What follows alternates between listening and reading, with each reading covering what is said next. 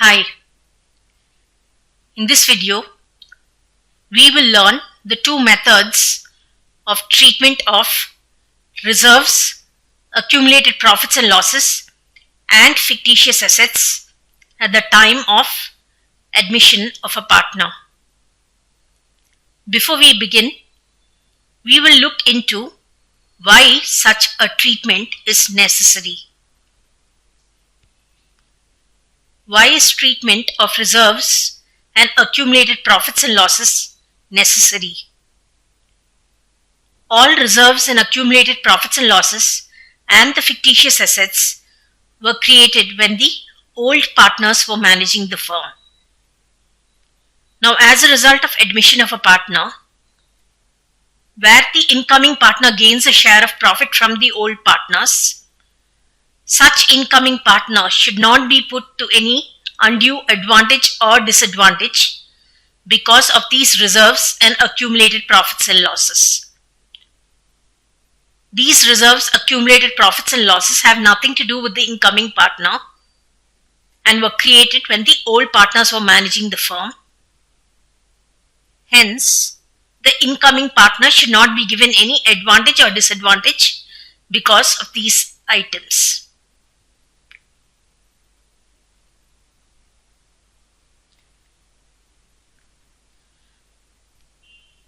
Now let's see when each of the two methods, method 1 and method 2, has to be used. The two methods.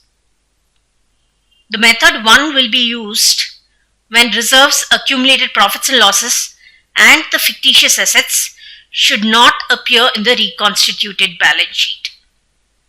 So the reconstituted balance sheet is a balance sheet which is prepared after taking into effect the admission of the partner. So we will see in detail when to follow method 1. We know that method 1 is to be followed when nothing is mentioned, when the question says reserves and accumulated profits are to be distributed and the fictitious assets and accumulated losses are to be written off, or when the question says that reserves, accumulated profits and losses and fictitious assets should not appear in the reconstituted balance sheet. So in any of these three cases, we know that we need to follow the first method.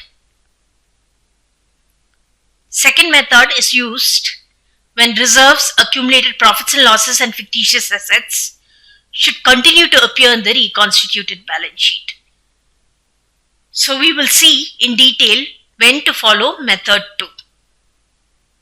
We know that method 2 is to be followed when question says reserves, accumulated profits and losses and fictitious assets are to be adjusted through the partner's capital or current accounts, or when the question says that reserves, accumulated profits and losses and the fictitious assets should continue to appear in the reconstituted balance sheet. So in these two cases, we know that the second method is to be followed.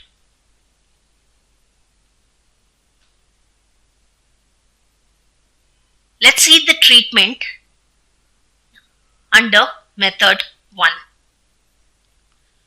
In method 1, all reserves and accumulated profits that appear in the liability side of the balance sheet is to be distributed amongst the old partners in their old profit sharing ratio. So let's see the journal entry for these liability side items. We need to debit the general reserve. We need to debit any P&L account balance which appears in the liability side of the balance sheet. And we need to credit these two amounts to old partners' capital or current accounts in their old profit sharing ratio. So the journal entry is general reserve account debit, P&L account debit to old partners' capital or current accounts in old profit sharing ratio. In the absence of information, we will assume fluctuating capital method and credit to the partner's capital account. However, the fixed capital method is being followed. We will credit to the partner's current account. We saw the liability side items. On the asset side, all accumulated losses and fictitious assets is to be written off amongst the old partners in their old profit sharing ratio. We'll see the journal entry for the asset side items. We need to debit the old partners' capital or current accounts in their OPSR and credit the P&L account coming on the asset side of the balance sheet, and also credit any deferred revenue expenditure, advertisement suspense, etc. Narration being the P&L balance and advertisement suspense written off amongst the old partners in their old profit sharing ratio.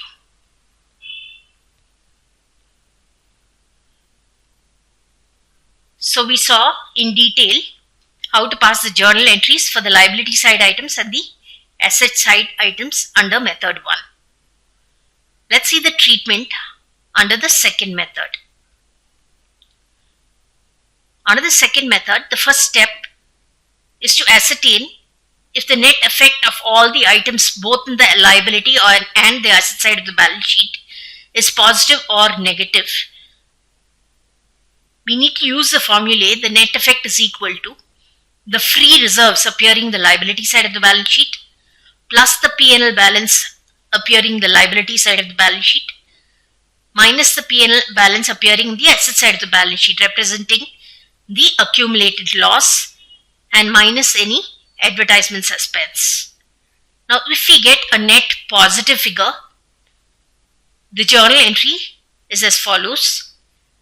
We need to debit the incoming partner's capital or current account along with any other partner, existing partner who is gaining, and we need to credit the sacrificing partner's capital or current account. And the amount to be debited or credited to such partner's capital or current account is equal to the amount of the net effect multiplied by the share of gain or the share of sacrifice of each partner. Narration being the adjustment for reserves in P&L and advertisement suspense made through partners' capital or current accounts. Where the net effect is negative, the journal entry to be passed is as follows. We need to debit the sacrificing partner's capital or current account, and we need to credit the incoming partner's capital or current account because he gains, and also we need to credit any other existing partner who gains. So that gaining partner's capital or current account also should be credited, and the amount to be debited or credited to such partner's capital or current account is equal to the amount of the net effect multiplied by the share of gain or the share of sacrifice of each of these partners.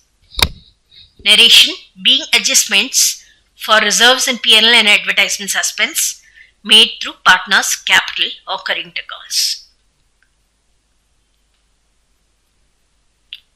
So now here in this video we learned the two methods of treatment of reserves, accumulated profits and losses, and fictitious assets, and also when each of these two methods is to be used.